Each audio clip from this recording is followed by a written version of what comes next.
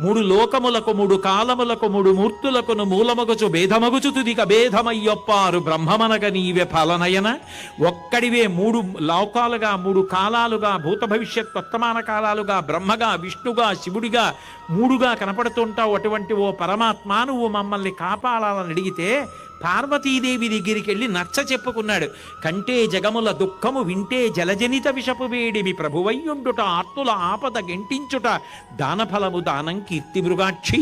చూశావా పార్వతి పిల్లలు ఎలా ఏడుస్తున్నారో, హాలాహలం అలా ఇబ్బంది పెట్టేస్తోంది. మనం తల్లిదండ్రులం బ్రతికున్నాం, ఇంత సమర్థులం, ఇంత సమర్థత ఉండి పిల్లలు బాధపడుతుంటే చూస్తూ ఊరుకుంటే ఇంకేమి తల్లిదండ్రులు.